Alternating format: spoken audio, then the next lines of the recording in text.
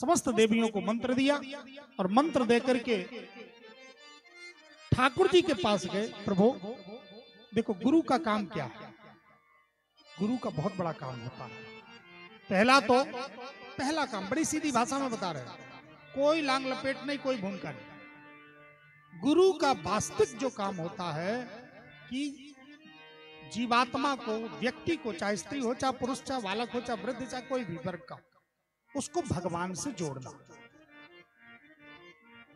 उसको भगवान से जोड़ना, ये गुरु का काम। सीधा सीधा डांट के, फटकार के, प्यार से, लोभ से, फायदा बता के, किसी भी तरह से जैसे आप आओ, भगवान से जोड़ना ये गुरु का काम होता है।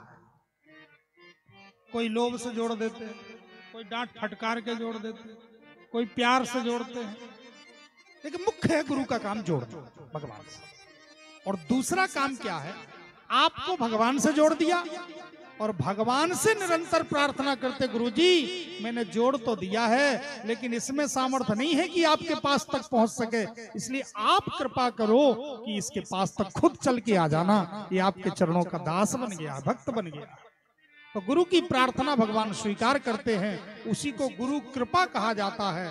जो हम अपने जीवन के परिश्रम से नहीं प्राप्त कर पाते हैं, वो गुरु की कृपा से प्राप्त हो जाता है। यही सिद्धांत गुरु कृपा। इसलिए सबसे बड़ी कृपा गुरु की कृपा होगी। सदगुरु सोई जो ब्रह्म मिलावे, कर उपदेश ही जगत छुड़ावे। सदगुरु वही है, इसलिए गुरु करे जानकर, पानी पिए छान कर। 2 पैसे की हंडी खरीदते तो ठोक बजा के लेते, कहीं फूटी तो नहीं है, लेकिन गुरुजी के हाथ में तो जीवन की बागडोर सौंप देनी होती। कई लोग कहते महाराज जी हमने ऐसा कर लिया था, हमें पता नहीं था, अनजान में कर लिया था। ध्यान देना, आप अपने बच्चे को पढ़ाते हो, कोई कितना भी समझा, लेकिन आप अपनी सामर्थ्य अनुसार अच्छा स्कूल खोजते हो कि नहीं खोजते? हमको अच्छा सा बच्चे से पढ़ाना। कोई कितना समझा, लेकिन अगर आपको साड़ी खरीदना है तो आप अपने हिसाब से खरीदते हो कि नहीं खरीदते? क्या किसी की मानते हो?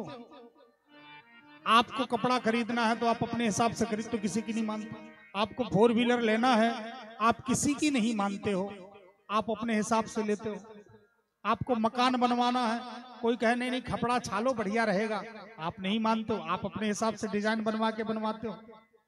आप अपने हिसाब से नौकरी करते हो, धन कमाते हो, सब कुछ अपने हिसाब से करते हो। तो संसार के प्रत्येक निर्णय आप खुद करते हो अपने बुद्धि विवेक के द्वारा, लेकिन जो सबसे बड़ा निर्णय अपनी बुद्धि से करना चाहिए कि हमें अपने सदमार्ग का अनुसरण। गुरु साधारण पद नहीं होता है, गुरु ऐसा पद होता है जो हमारे जीवन के संपूर्ण जीवन का मार्गदर्शन करता है। उसमें हम तनिक बुद्धि नहीं लगाते, उसमें हमें विचार करना चाहिए, उस पर हमें सोचना चाहिए कि हमारे जो जीवन के मार्ग को हमें प्रशस्त कर सके, हमें बढ़ा सके। तो क्या पहचान है गुरु की? गुरु का बहुत बड़ा नेटवर्क हो, ये कोई पहचान नहीं। या गुरु बहुत संपन्न हो, ये कोई पहचान नहीं। या गुरु जी बहुत श्रेष्ठ सुंदर हो, ये पहचान नहीं। गुरु जी का बहुत बड़ा आश्रम, ये भी पहचान नहीं। देखो वास्तविक गुरु की पहचान क्या है, इसको जान लीजिए। वास्तविक जो गुरु की पहचान है, चाहे कांस की झोपड़ी में हो, चाहे कोई नेटवर्क हो चाहे ना हो, चाहे सुंदर हो चाहे ना हो, चाहे वो 4 व्हीलर से नहीं साइकिल से भी चलते हो, वास्तविक गुरु की पहचान क्या होती है? गुरु ज्ञानी होने चाहिए। ज्ञान ही गुरु का सबसे बड़ा स्वरूप होता है। डॉक्टर के पास आप जाते हो तो केवल चिकित्सा के लिए जाते हो, ये नहीं कि महाराज जी गोरे नारे थे, अच्छे लग रहे थे, सामने कहा इन्हीं से सुजी लगवा ले। ऐसा कभी देखा है? इन्हीं से सुजी लगवा ले, अच्छे लग रहे थे इसलिए हमने इन्हीं से सुजी लगवा। या देखा इनका बड़ी अच्छी बिल्डिंग थी, कई करोड़ की बिल्डिंग, हमसे इन्हीं से सुजी लगवा। ऐसा नहीं देखते हम देखते हैं कि ये वास्तव में अच्छे चिकित्सक है कि नहीं, ट्रीटमेंट इनका अच्छा है कि नहीं, तब हम उनसे चिकित्सा करवाते हैं।